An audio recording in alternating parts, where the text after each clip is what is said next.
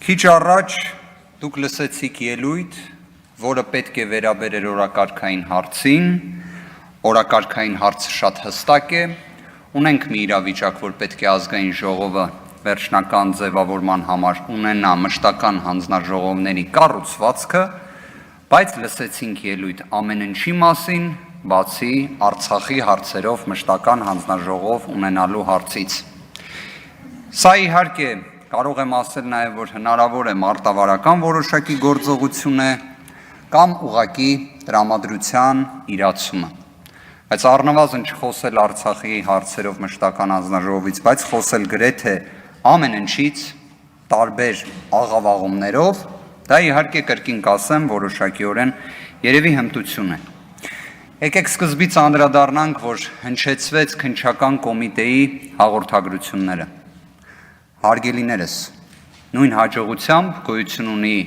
դատախազության հաղորդագրությունը ազգային ժողովի նախագահի տեղակալներից մեկի վերաբերյալ, որի գործողությունն էլ կարծում եմ շատերը տեսանյութով են տեսել։ Ես երբ այդ խոսքը ներկայացնում էի հենց այդ դեպքի վերաբերյալ, ուղղակիորեն հարգում էի անմեղության կանխավարկածը։ Անմեղության կանխավարկածը ոչ թե զուտ գնահատողական դատողություն, այլ սկզբունք է։ Նույնիսկ ամենամեծ եւ խիտ բառերով լցված հայտարարությունը քննչական կոմիտեի ունի 0 արժեք, մինչև չկա դատարանի օրինական ուժի մեջ մտած դատավճիռ։ Տիկին Նազարյանը վստահ եմ տեղյակ է բազմաթիվ դեպքերից, երբ մարդուն մեղադրանք են առաջադրել, գործը քննվել է, արդյունքում մարդը արդարացվել է։ Հիմա ենթադրենք տիկին Նազարյան, եթե ձեր վկայակոչած երկու դեպքերով մարդիկ արդարացվեն, իսկ որի հավանականությունը ծայրահեղ բարձր է, տեղեկացնում եմ զուտ գործի նյութերից որոշակի պատկերացում ունենալու պայմաններում ակնկալում եմ, որ դուք կգաք այս ամբիոնից ներողություն կխնդրեք, որովհետև դուք օգտագործում եք կատեգորիկ բնութագրման բառեր։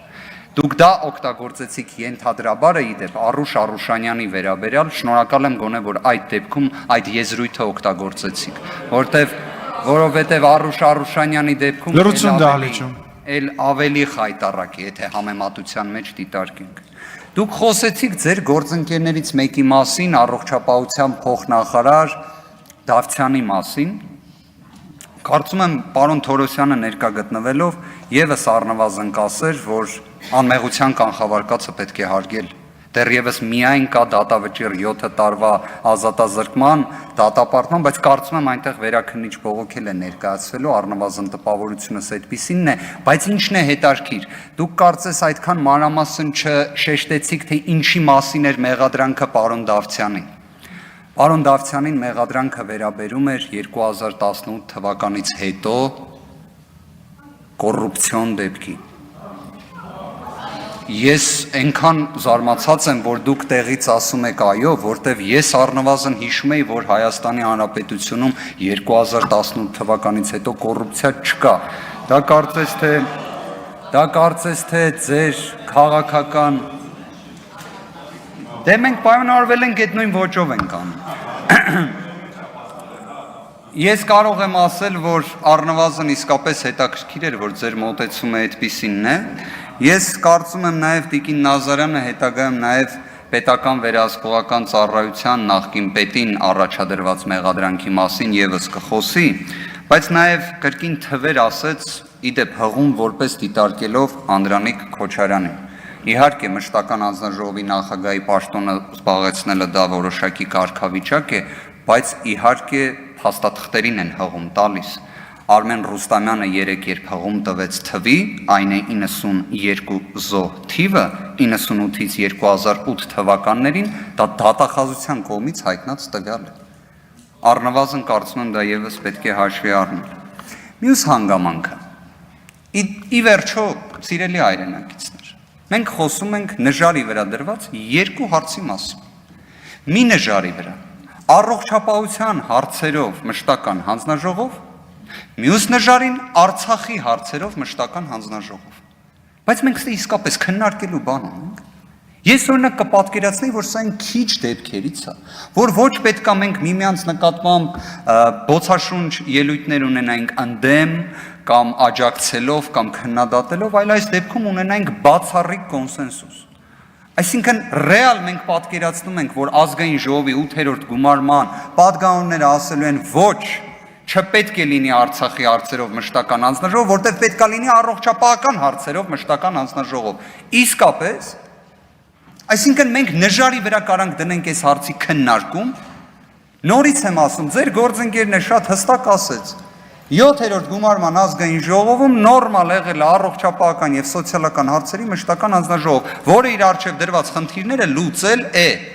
Հիմա հարց է բարձրաձայնվում 2020 թվականի նոյեմբերի 9-ի արհավիրքից հետո նման պայմաններում, որ բոլորին էլ պարզ է, որ պետք է Արցախի վերաբերյալ ամենօրյա աշխատանք մշտական հանձնաժողովի ձևաչափով, որովհետև միջխորհրդարանական ձևաչափը, որը տարին 2 անգամ հանդիպում է նախատեսում, որի նույն ձևաչափն էլ 2020 թվականի նոյեմբերի 9-ից հետո փոխվել է։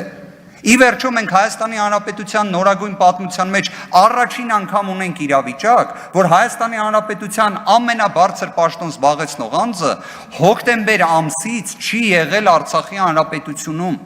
Հարգելի գործընկերներ, առնվազն սա ազդակ պետք է լինի, որ ամենօրյա աշխատանք պետք է լինի մշտական հանձնաժողովի ձևաչափով։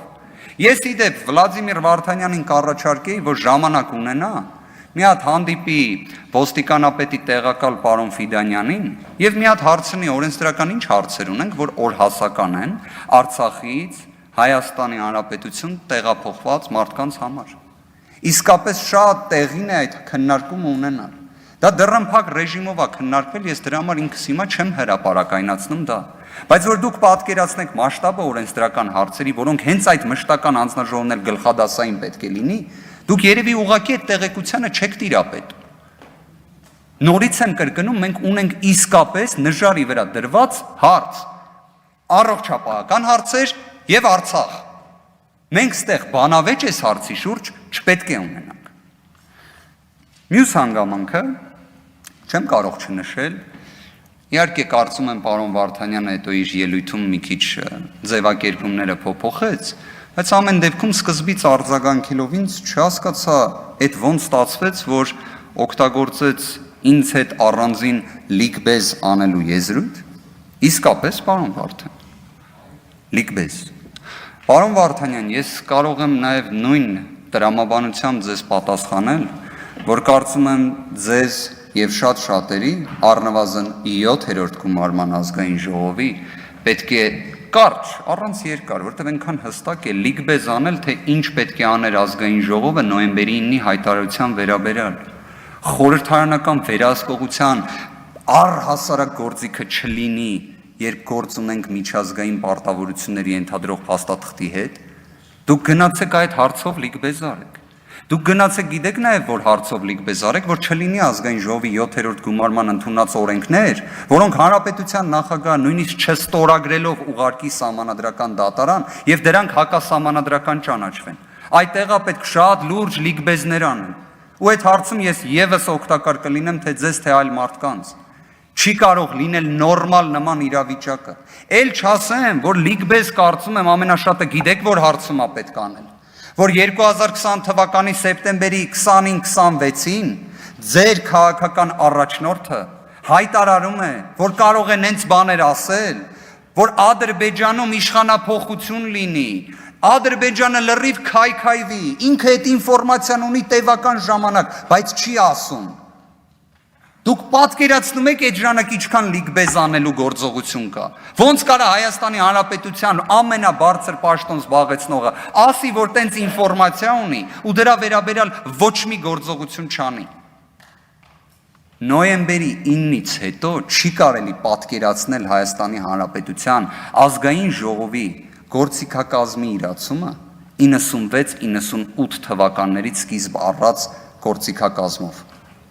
Չի կարող ուղղակի։ Եկեք սթափ գնահատենք իրավիճակը։ Իսկ սթափ գնահատելով առնվազն նորից կձևակերպեմ։ Արցախի հարցերով մշտական հանձնաժողովի առկայությունը ամենօրյա աշխատանքի հնարավորություն է հանուն Արցախի։ Ես կասկածի տակ չեմ դնում մյուս մշտական հանձնաժողովների գործունեությունը այդ ուղղությամբ, բայց առնվազն պարզից էլ պարզ է, թե ինչի է տրոհվում մշտական հանձնաժողովները։ Հենա կլիներ միշտ մի հատ մշտական հանձնաժողով բոլոր հարցերով թող զբաղվեր։ Արդյունավետությունից ելնելով է դա արվում։ Շնորհակալություն։